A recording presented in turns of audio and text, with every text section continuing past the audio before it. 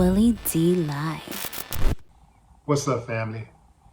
A death row inmate uttered his final words to the family of a man he stabbed to death over $140 before being put to death by lethal injection.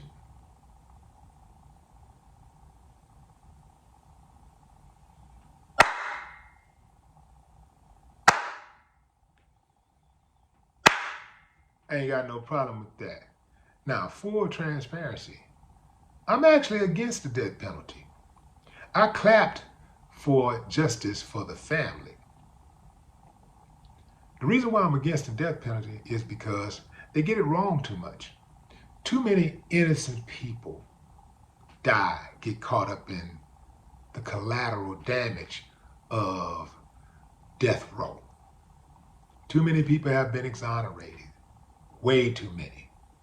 And black folks get it the worst. We are disproportionately found guilty and sentenced to death and are executed for crime that we do not commit. Having said that, Brent Ray Brewer knifed Robert Laminack, 66, in the neck as the victim drove him and his girlfriend to a Salvation Army in April 1990. Brewer issued his last statement to Laminack's family after a prayer with his spiritual advisor in the death chamber on Thursday evening. As the family of the victim sat just feet away from him through a window, Brewer said this: "I would like to tell the family of the victim that I could never figure out the words to fix what I have broken. I just want you to know that this 53-year-old is not the same reckless 19-year-old kid from 1990. I hope you find peace, and I mean it." I've always found it interesting, in fact cruel, that inmates are asked if they have any last words before they are intentionally killed by the state. Imagine being on the streets and someone ask you or your loved one if they have any last words before they kill them. Anyway, fam, as much as I found that interesting, I also find it interesting, even more interesting, that inmates will oftentimes have last words and share those last words, and they're recorded into history. With that in mind, I decided to compile my own list of last words, some of the top last words, at least those that interested me. Maybe you guys will find some interest in it. Check it out, fam. In no particular order, here they are. In 2000, Texas death row inmate Shaka Sankofa, aka Gary Graham, last words were: "I would like to say that I did not kill Bobby Lambert, that I am an innocent black man that is being murdered. This is a lynching that is happening in America tonight. There's overwhelming and compelling evidence of my defense that has never been heard in any court of America. They are killing me tonight. They are murdering me tonight." Shaka Sankofa was sentenced to death at the age of 17 for the murder of 53-year-old Bobby Grant Lambert, who was murdered in Houston. Lambert's murder occurred at night in the parking lot of a Safeway supermarket. Although Sankofa denied committing the murder, he admitted that at the time of Lambert's death, he was on a week-long spree of armed robberies, assaults, attempted murders, and one rape. He was captured after a 57-year-old woman he had kidnapped, raped, and tortured gained control of his gun, held it on him, and then called the police. In 1987, Jimmy Glass, a death row inmate in Louisiana, last words were: "I'd rather be fishing." On Christmas of 1982, 20-year-old Jimmy Glass and inmate Jimmy Wingo escaped from jail and shot an elderly couple to death while burglarizing their home. Both blamed each other for the crime, and both ended up being fried by the electric chair. In 2011, Jeffrey David Matthews, a death row inmate in Oklahoma, last words were: I think that the governor's phone is broke. He hadn't called yet. Jeffrey David Matthews had his execution postponed 3 times, twice by the governor of Oklahoma to further investigate his claims of innocence, and once due to the controversy surrounding the drugs that they were going to administer to him. Matthews was indicted for the 1994 murder of his great-uncle, Otis Earl Short, after he and an accomplice robbed his home. Matthews shot Short in the back of the head and slit his wife's throat, but she managed to survive. In 1955, Barbara Graham, a California death row inmate, last words were, "Good people are always so sure they're right." After a rough childhood and a string of failed marriages, Barbara Graham went into prostitution before being married again to a bartender and drug addict. She soon left him for a business associate of his, Emmett Perkins, who ran an illegal gambling operation. The couple, as well as other accomplices, decided to rob a widow who was rumored to have a large stash of cash in her home. Graham tricked her into letting them into her home by asking to use the phone. To stop the elderly lady's shrieks, she bludgeoned her with her pistol and as a result killed her. The crew ended up overlooking the money and the jewelry and was caught a couple of months later after somebody squealed. Bloody Babs, as the media called her, was sentenced to the gas chamber.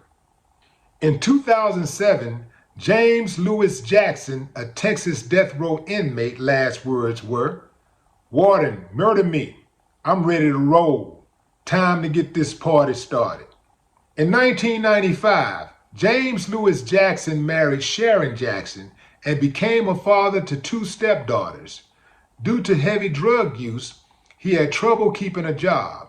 After struggling with his marriage and his wife threatening to divorce, he ended up strangling her and her 2 daughters. In 2012, Arizona death row inmate Robert Charles Towery, last words were, "I love my family. Potato, potato, potato." Robert Charles Towery was executed through lethal injecting, which is ironic considering he was charged for injecting battery acid into his victim before strangling him to death in a 1991 robbery. The victim was a philanthropist who loaned money to Towery on several occasions and used him as a mechanic. During Towery's last moments, he apologized to the victim's family and cursed his bad mistakes. The potato reference was a secret message to his nephew. It is a sound that a Harley-Davidson motorcycle makes while the engine is idle, and was a way for saying that everything is okay.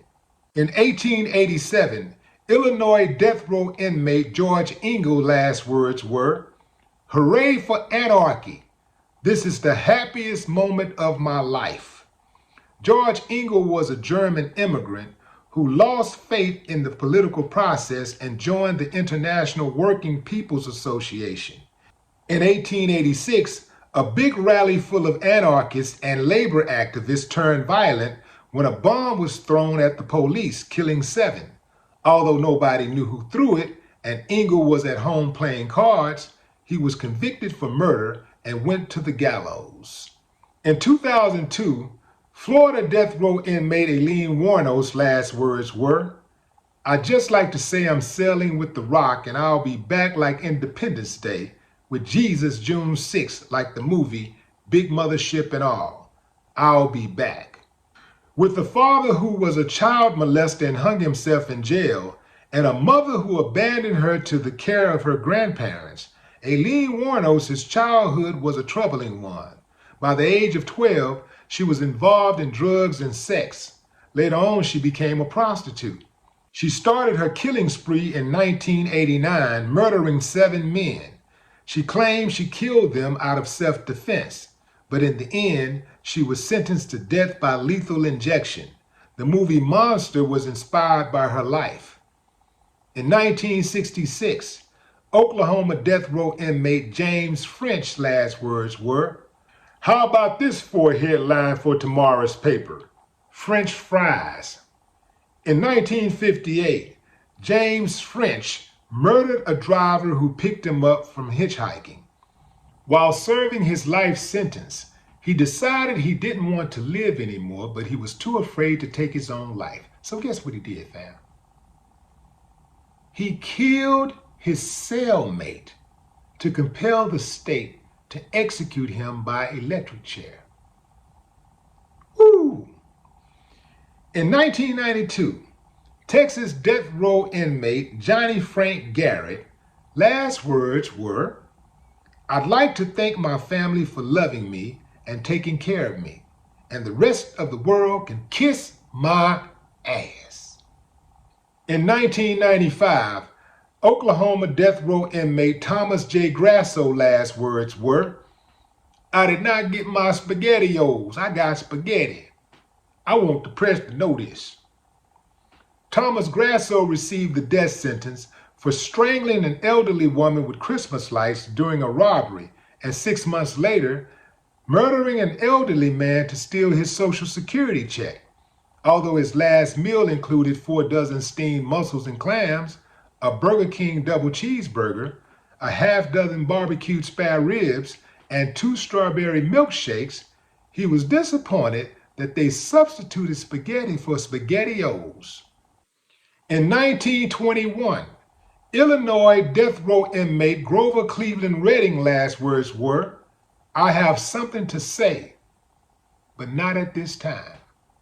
Grover Cleveland Redding was mentally unstable, believing he was the Prince of Abyssinia on a mission to bring his people back to the homeland. He was sentenced to death for starting an anti-government riot where 2 of his followers were killed. We're still waiting to hear what he has to say. No more talk.